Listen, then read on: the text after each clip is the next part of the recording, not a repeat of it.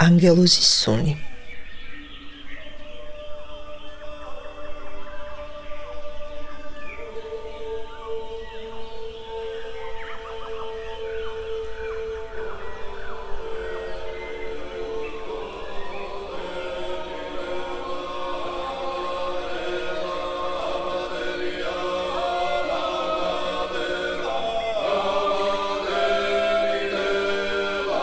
ყველაზე მეტად ზაფხულის არდადეგები მიყვარს.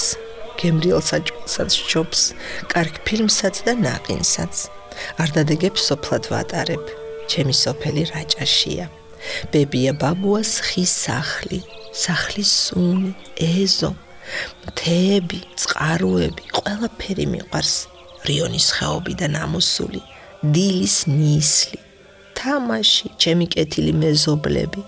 ვარსკვლავებით მოჭედილი ცა, დიდი ცხელი პურები, წყაროს წყალი, შემწვარი სიმინდის ტაროები, ნიგოსი, ხილი, რა ლამაზი და რა გემრიელია ყველაფერი რაჭაში. მაგრამ ადამიანები საცხოვრებლად ქალაქებში გადადიან და სოფლები ცარიელდება. ზაფხულში დიდ პატარიანად ყველა რაჭას უბრუნდება. ისეთი ჟრიამული აქ ყოფნას არაფერი სჯობს. ბავშვები დილიდან დაღამებამდე ვთამაშობთ. სახლებში წასვლა არ გვინდა. ფეხბურთით რომ ვიჯერებთ გულს, მერე ჩამოვსხდებით ყველაზე დიდი ცაცხვის ქვეშ და ვყვებით სასაცილო თუ საშიშ ამბებს. ხამის სიბნელეში მთები გოლიათებს გვანან. ხამით უცნაური ხმები ისმის ტყიდან. მაგრამ ერთად როცა ვართ არაფრის გვეშინია. ყველაფერზე ვიცინით.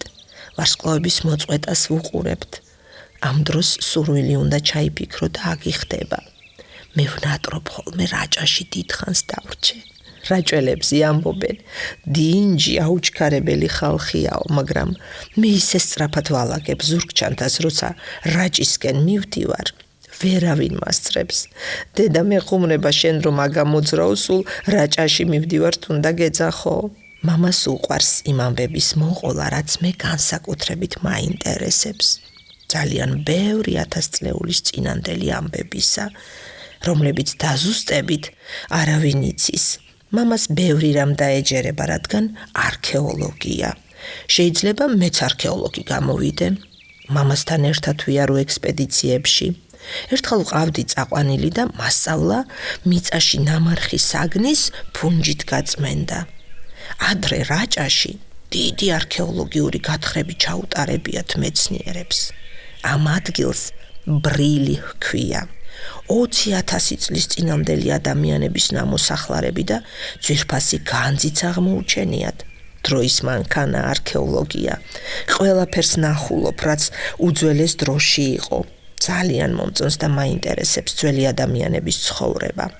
მამასგან ვიცი, რაჭის ქალაქი ონის სახელი ეგვიპტეშიც რქმევია მზის ქალაქს, ზუსტად ასე, ონი. მდინარე რიონის სათავეც რაჭაში, ფასის მთებშია. წყალუხვი რიონი შავ ზღვაში ჩაედინება.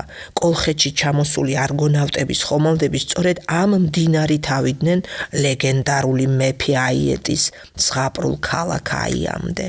ძალიან მიყვარს, როცა მამა ძველ ამბებს მიყვება ისტორიიდან. ერთხელ მასწავლებელმა დაგვავალა, ყველა ბავშვმა თქვენი მშობლიური კუთხე გააცანით ერთმანეთსო.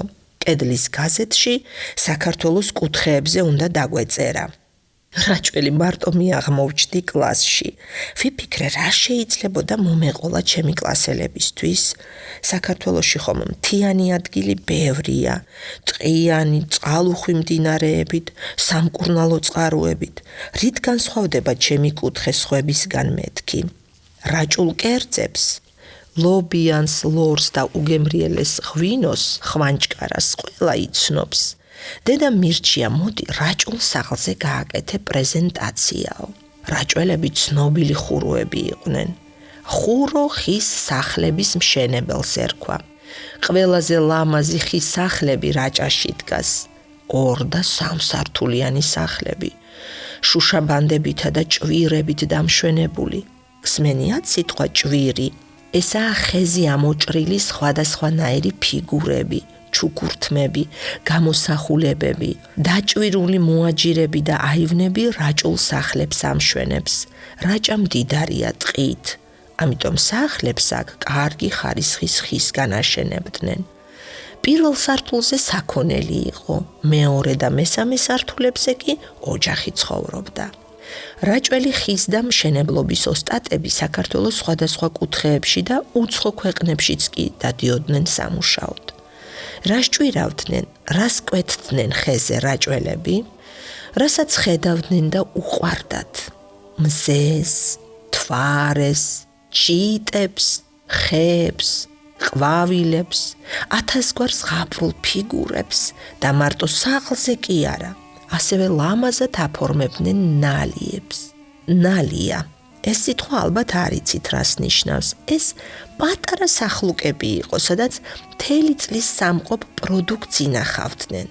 სიმინდის სახლი, ფქვილის სახლი, ან ლობიოს სახლი, მაღალ 4 ფეხზე იდგა. ფეხი ისეთი მასალისგან მზადდებოდა, ვერც თაგვი ავიდოდა ზედ, ვერც სხვა მხრღნელი. ახლა აღარ იყენებენ ნალიებს, მაგრამ ყველა რაჭულ ეზოკარს ამშვენებს ეს პაწია სახლუკები. ერთხელ ბავშვებს ნალიაში სათამაშო სახლის მოწყობა მოგვინდა, მაგრამ ბებიამ დაგვიშალა. სად გაგონილა ნალიაში თამაში? მან ჩვენი ეზოკარის ანგელოზები სახლობენო. ამხელა ეზოა და დაბლა ითამაშეთ, მან დარახვიდეთო. ბებოს შეეშინდა არ გადმოვარდნილიყავით მაღალი ნალიიდან, თორემ თამაშს კი არ დაგვიშლიდა. მერე სათითაო თაგვიყვანა და დაგვათვალიერებინა ბავშვებს ნალია. ძველ, ცარიელ ნალიაში ფქვილი სურნელი იდგა.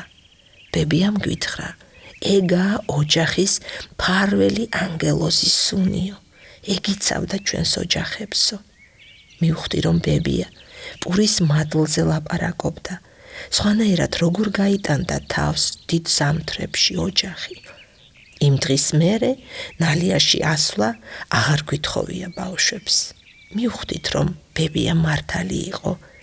მოჭვირულ ხის ძველ ნალიას ისევ უყურებდი შორიდან, თითქოს პატარა ხის საყდარი ყოფილიყოს.